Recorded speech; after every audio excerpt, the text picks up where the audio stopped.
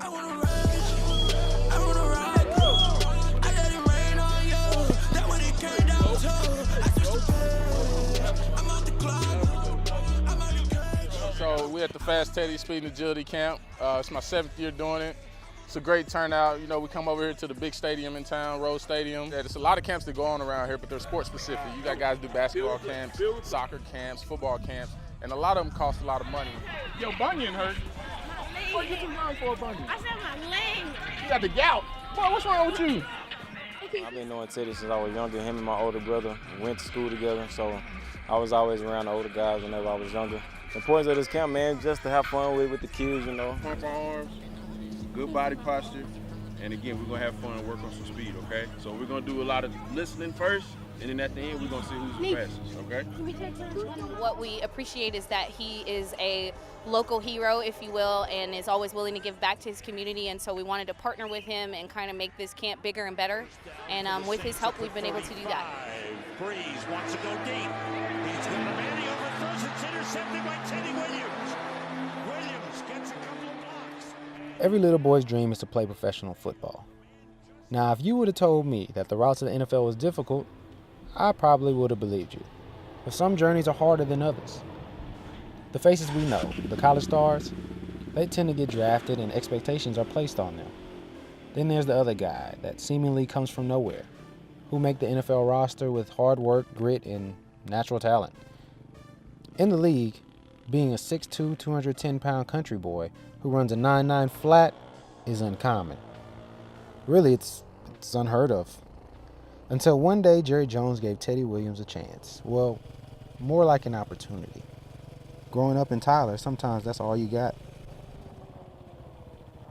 This is the Teddy Williams story.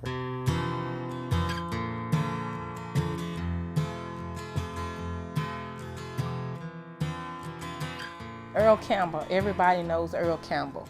He's from Tyler, Texas. Tyler produced a lot of good athletes, from John Tyler, Robert E. Lee, and in a lot of the private schools also. So Tyler, a lot of people know about Tyler, Texas. I picked up my first football and played competitively at 5 years old. My dad was the coach of my Little League football team, the Pop Warner Raiders in Tyler. And when I was born, you know, some of those guys that were out there that were playing with him, when I was able to run and able to walk, I was already out there on the field just trying to do what I can to get in their way. Being from Tyler is like, it's country, yes, but I remember growing up, like it was 80,000 people. And their community where sports is important, we thought our city was a city, but to other people it's country. My high school career ended up being pretty good outside of the end. It didn't end the way I wanted it to. I was a highly recruited athlete. Playing offense, I was playing wide receiver. Ended up breaking my leg by a guy that was ultimately gonna be my collegiate teammate at the University of Texas. Catching a tunnel screen, trying to get outside, he ended up tackling me. Cleat got stuck in the ground, snapped my leg in half, and the doctor sat there and told me that I would never run track again or never compete in football ever again in my life. I'm like, football is not your thing. Like to me, I felt like literally every year, oh, Teddy broke his collarbone, Teddy broke his ankle. And I'm just like, yo, get the kid out. With all the scholarships he was getting and people sitting in the letters and everything, when he started getting injured and stuff and the scholarships kind of started dwindling away. I ended up going to Baylor the next day, and Coach Art Browse definitely told me that, well, he asked me, what the hell happened to you? And I told him, you know, I snapped my leg in half the night before. Teddy cried. He cried and he cried. He stood at that house and he cried and he cried. And so afterwards, I was just like, you know, it's not over. You know, why don't you just run track? This is something that we can do. Just, you know, just do that. And I said, look at her son. No man holds your destiny. God is the only person that holds your destiny. So when people tell you you can't, that's when you let them know that you can, and I will. And ever since then, he's been showing them I can and I will. People ask me a lot, like, you know, what I do to get fast, how I stay fast and everything. It's really a mindset, man. Everything's a mindset. You gotta want something. You train hard, you want it, you gotta have the mindset to go get it. I'm one to never have regrets because I don't like to live off of the what if system. I don't like to hear those things about people saying, man, what if I would have tried this? What if I would have done this? You know, what would the outcome be? I don't want to be that person. I never have wanted to be that person. So I'm always one to try to go and just strive to be great in any and everything that I put my hand in. You gonna grind? Why you need somebody to tell you you're gonna grind? You wake up with the mindset that you're gonna grind every day. So if it involves me and if it's something that I can have an impact on, I'm always gonna give it any and everything I have. And if I fail at it, then I can honestly look myself in the mirror and say, I gave it my all. Long story short, I ended up at UTSA running track. Sports are big in Texas. And at the University of Texas at San Antonio, it's no different. As the school continues to grow, the sports program continues to grow. The track program has been excellent for years, winning conference title after conference title. But the program isn't well known. Teddy is their first star. And one thing throughout all of that has been consistent. Coach Aaron Fox. When I was younger, it was really about winning, because that's how you survive as a coach. It's real easy. You want to keep this job, you got to win championships. And you can say that, but doing it, that's a different thing. Coach Aaron Fox, man, he took a very big risk on me. He saw me at Texas Relays run the Final Four track meets of the high school season, and Texas Relays was one of them. He saw me run first leg, and he felt like I was a diamond in the rough. And I looked him in his eyes, and I told him it would be a situation that he would never regret. I researched Coach Fox, and I'm like, wait a minute, you know, just looking at some of his credentials, and I'm just like, wait a minute, I think this is like the perfect fit. It was during his freshman year, you could see it. You could see it that he was going to be great. And that's why I was very patient and really wanted to work with him. After his sophomore year, he really took off. That's where he changed himself, changed his life, and got focused and wasn't doing things like he was as a freshman. Then you watch Teddy winning conference titles.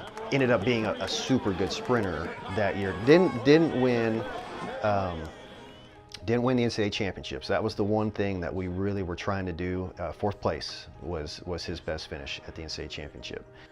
The one that I hold my head on the most and hang my hat on it is my 100-meter record that ended up putting me #1 in the world, and it's actually a pretty crazy story behind it.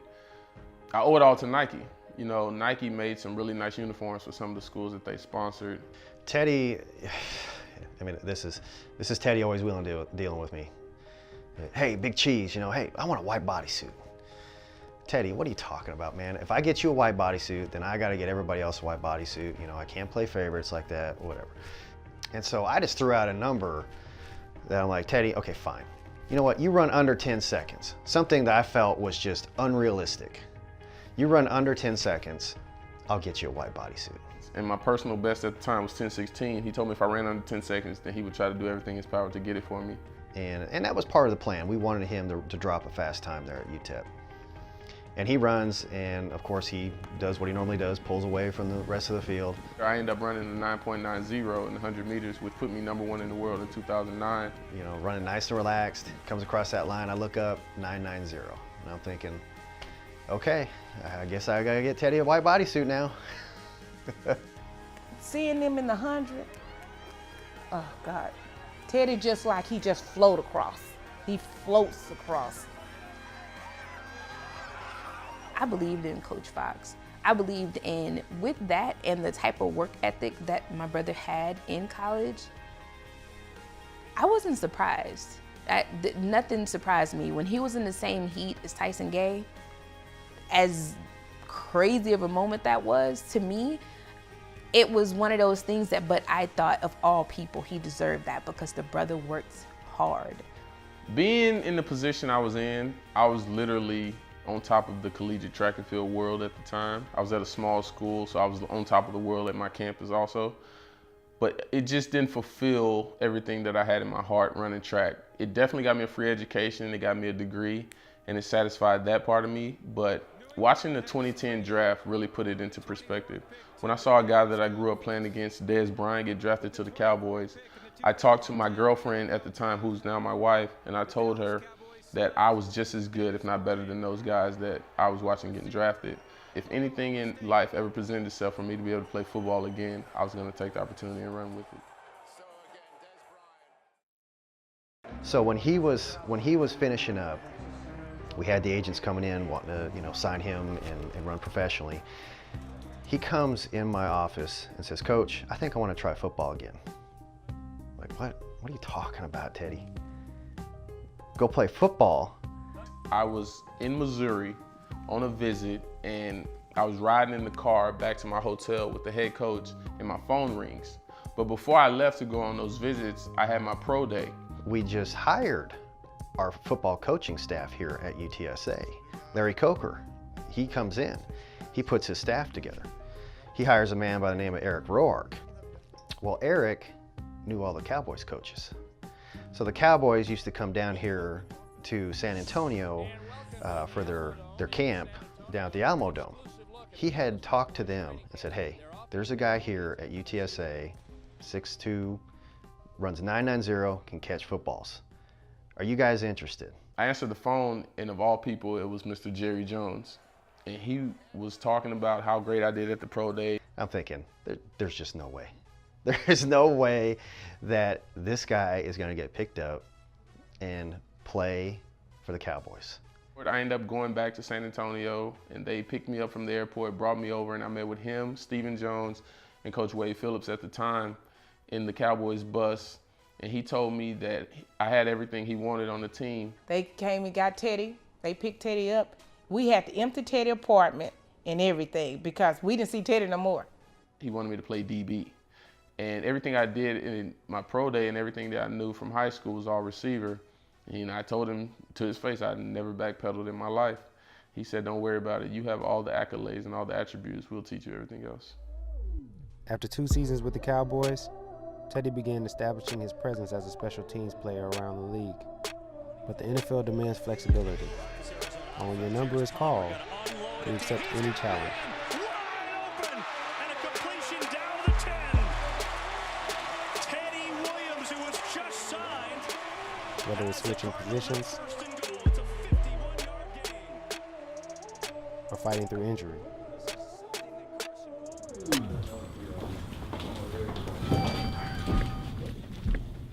Don't get scared now, big personality.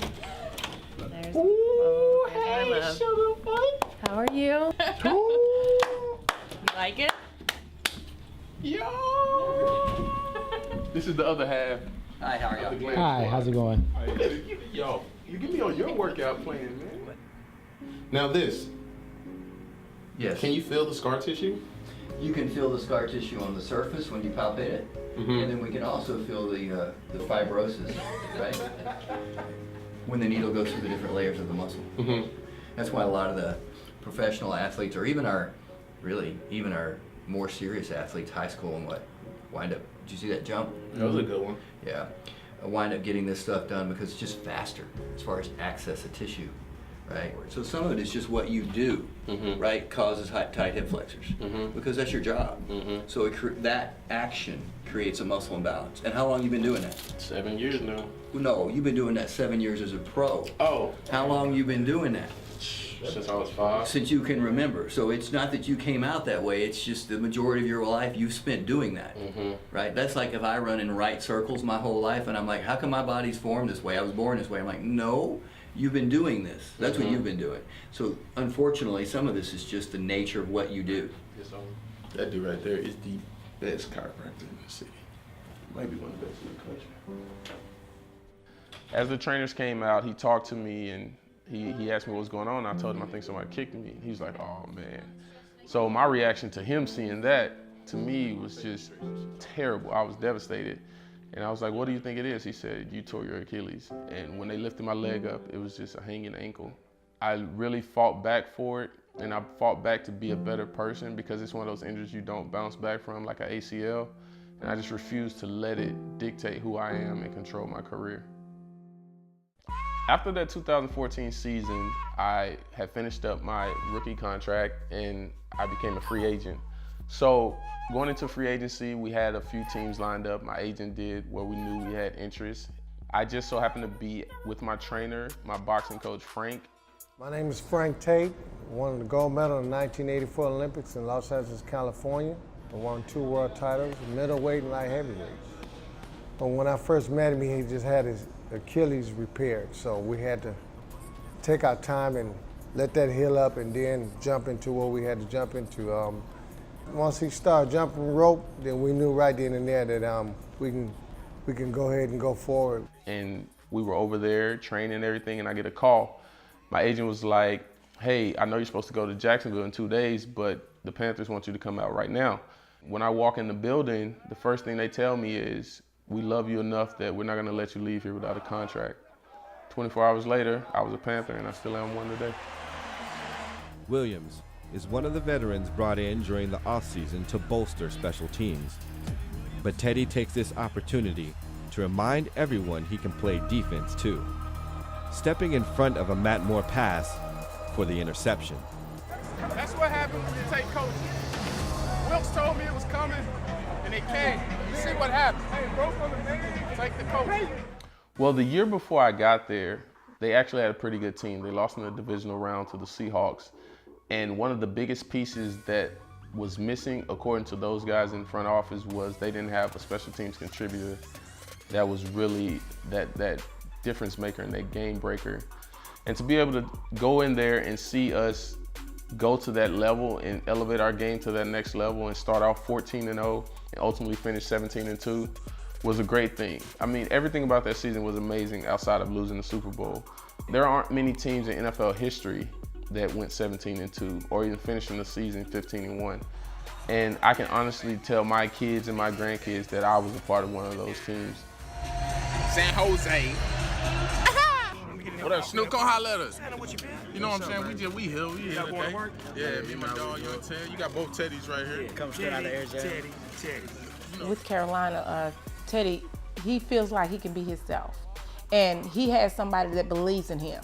He's always talking about the coaches that, you know, he loves working with them, and that coach knows what they have in Teddy. Like a brotherhood for him. You know, those are definitely brothers to him. This was the missing piece to his life. As much as Carolina brings, or he can bring to Carolina, of course, Carolina brings so much to him. All right, reporting live over here at Pinky's. I'm about to go talk to Miss Gracie back here behind the bar. What's she? Fried pickles and fish tacos. Fried pickles and fish tacos? I'm a fried pickle guy. Fried pickles. Teddy's life has been a roller coaster of emotions and hardships. But when the lights dim and the cleats are hung, only time will tell what's next for Teddy Williams. He's come a long way. You know, he might be able to just play as long as he wants to. You know, because he stays in shape. Number one, he's focused, and he's determined. You know, he is a guy. You know, like I said, transforming from track to football. That's a hell of an accomplishment. When I met Teddy, he brought his family in here, his whole family, not just, he brought his whole family, and that meant a lot to me. You know, a lot of the players, they try to keep the family to the side, but he brought his family in here and introduced them to me, and the rest is history. I see Teddy in 10 years being a great husband, a great father, a great ambassador for the NFL, a great ambassador for UTSA. That's where I see Teddy. You know, he's going to be a guy that can go do speaking engagements and be somebody that can go in the community and talk to a bunch of kids and be that guy that those kids are going to be engaged and listen to him and listen to his story and understand that hard work pays off. Time is a very, very, very important thing in life. My defensive coordinator, Steve Wilkes, taught me this a couple years ago when I got to Charlotte. We were just having a random conversation and he asked me what were the most important things to life in me. And I said my family, my faith. He's like, Teddy, those are great, but those are very generic answers. time is the most important thing in life. And I was like, what you mean? You have so many things in life that we can lose and get back. You can lose finances, you can lose a house, you can lose cars, and you can get those things back, but you can never get time back. Now that he told me that, I truly believe time is one of those great things that you should never take advantage of and take for granted, because we all have a set amount of time on this earth, and it's shorter than we know and shorter than we think. So take advantage of every second and appreciate it all, and know that time is in your corner. Fast Steady football camp coming in June 17th, Tyler, Texas. No one's Rose better than Stadium, this guy baby. right Y'all here. come out. We coming out. We bringing all the kids out, bringing all the city. He's the third Everybody. fastest person in this video. Whoa. Yeah, thank you, man. I love my son to death. I love all of him. He's a good kid. He try to pull stuff over on me all the time. I remember that time I was gonna buy me a truck, and we stopped. He said, look at that black truck over there. It was on a car lot. And he said, I said, well, man, I wonder how much they want for it. He said, I don't know. It's a number on the dash. I tried to call the number. I'm like, I wasn't thinking. I got to thinking. I said, that number sure sounds familiar. Here's my number. My number. Then the truck started up. I'm like, start this truck up. He doesn't talk to truck already. Oh, that just killed me, man. It killed me. But yeah, this is Morgan Benson. She's my therapist for my knee post-surgery. Tyler, Texas. She's from Tyler, baby. Right. Tyler. She went to A&M though. That's enough said right there. I know. But she's the best. Like, seriously, she is the best. She got He's me worked right. hard, and we worked a lot on his mobility and a lot on his foundational strength, and so that's definitely what's helped him get back to the high level that he wants, for sure, and get fast. Yes. You make it colder on purpose. Okay, tell me what my boy Christian is doing and what his haircut looks like right now. And Christian? I thought maybe you were gonna bring him. He's at school. I don't care. He can get out for a field day. Field trip. Yeah. All right. So what's today? Monday? You should bring him on Thursday. Thursday. Yeah, because I'm flying to Iowa. But your husband isn't here on Thursday. When are you going back? Sunday. For OTA start? Yeah. Yeah. All right, it's getting like stupid cold now. Yeah. Time. 8 seconds. 7 seconds. 5. How much do you love the chamber? Come on, tell him. Woo! I love it so much that it's over. Jesus. All right, there you go. Cover yourself. You're on camera, sir. Cool.